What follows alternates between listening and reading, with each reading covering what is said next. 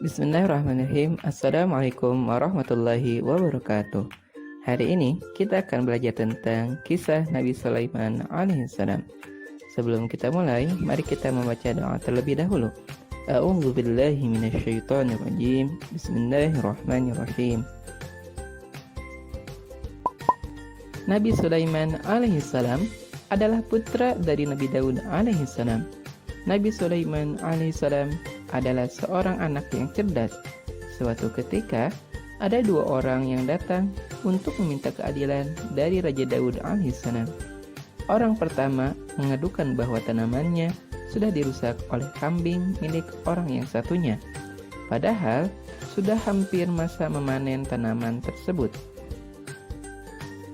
Raja Daud alaihissalam pun memutuskan agar kambing-kambing tersebut diserahkan kepada orang yang dirusak tanamannya sebagai ganti rugi.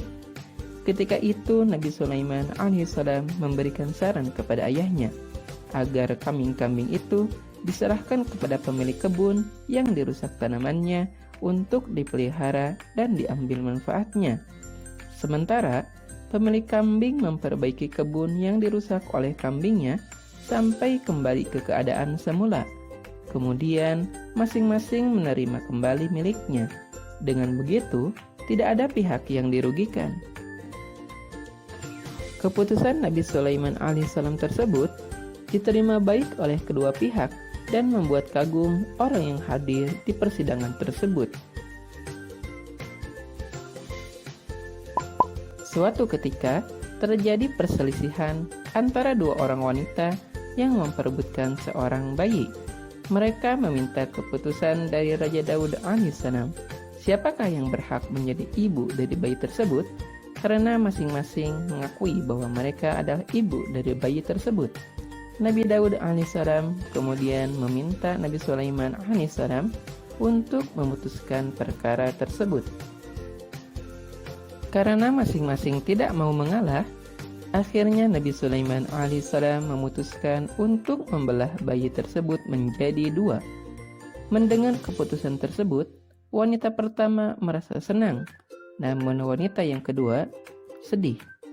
Lalu wanita yang kedua menyerahkan bayi tersebut untuk wanita yang pertama karena tidak mau bayinya dibelah dua. Melihat hal tersebut, maka Nabi Sulaiman alaihissalam memutuskan bahwa ibu dari bayi tersebut adalah wanita yang kedua, karena tidak mungkin seorang ibu tega melihat anaknya dibagi menjadi dua. Setelah Nabi Daud alaihissalam wafat, diangkatlah Nabi Sulaiman alaihissalam menjadi seorang raja atas kerajaan Bani Israel. Nabi Sulaiman alaihissalam mempunyai pasukan dari golongan manusia, hewan, dan jin. Bahkan Nabi Sulaiman alaihissalam dapat menundukkan angin. Suatu ketika, Nabi Sulaiman alaihissalam keluar beserta pasukannya. Di perjalanan, ia menyuruh pasukannya untuk berhenti karena Nabi Sulaiman alaihissalam sedang mendengarkan pemimpin para semut yang memerintahkan agar semut-semut lainnya masuk ke dalam sarang supaya semut-semut tersebut tidak terinjak oleh pasukannya Nabi Sulaiman alaihissalam. Mendengar suara semut tersebut, Nabi Sulaiman alaihissalam tersenyum dan bersyukur kepada Allah serta memberitahu pasukannya.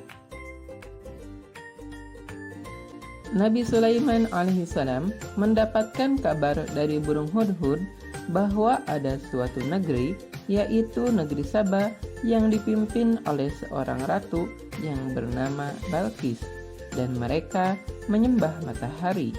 Burung hudhud kemudian mendapatkan perintah dari Nabi Sulaiman alaihissalam untuk menyampaikan surat kepada Ratu Balqis. Burung hudhud pun melemparkan surat dari Nabi Sulaiman alaihissalam ketika berada di atas istana Ratu Balqis. Ratu Balqis pun kaget melihat ada surat yang terjatuh.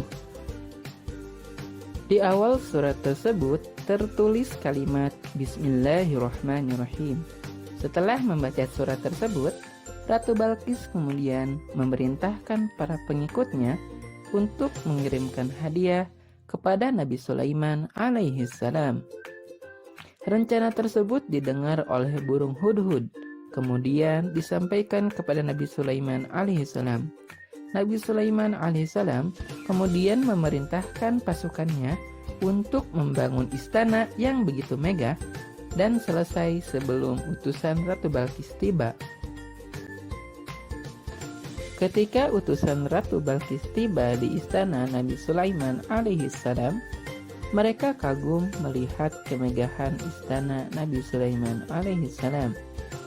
Kemudian utusan tersebut menyampaikan bahwa kerajaan Ratu Balkis tidak akan tunduk terhadap kerajaan Nabi Sulaiman alaihissalam.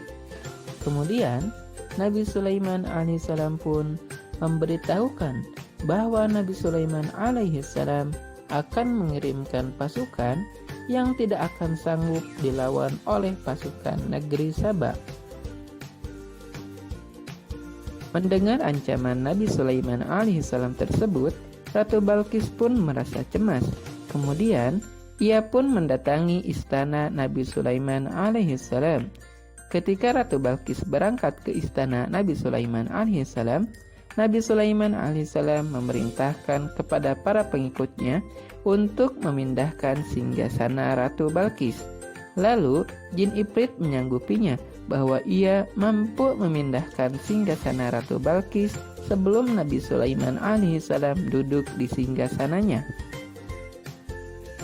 Salah satu dari golongan manusia yang soleh berkata bahwa ia mampu memindahkan singgasana Ratu Balkis sebelum Nabi Sulaiman alaihissalam berkedip. Maka singgasana Ratu Balkis pun sudah ada di hadapan Nabi Sulaiman alaihissalam, dan ia pun bersyukur kepada Allah atas nikmat yang telah diberikan kepadanya. Ketika Ratu Balkis sampai, ia keheranan melihat singgasananya sudah berada di kerajaan Nabi Sulaiman alaihissalam.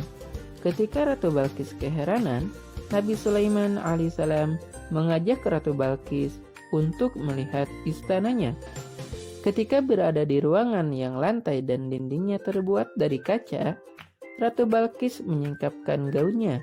Ia mengira bahwa itu adalah kolam air. Melihat berbagai keajaiban, Ratu Balkis pun mengakui bahwa Nabi Sulaiman alaihissalam adalah utusan Allah, dan ia pun bertaubat kepada Allah. Akhirnya Nabi Sulaiman alaihissalam pun menikah dengan Ratu Balkis. Maka bersatulah kerajaan Bani Israel dengan kerajaan Saba.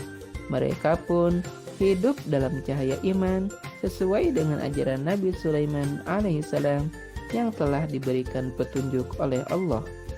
Itulah kisah Nabi Sulaiman alaihissalam. Semoga dapat menjadi pelajaran bagi kita semua. Wassalamualaikum warahmatullahi wabarakatuh.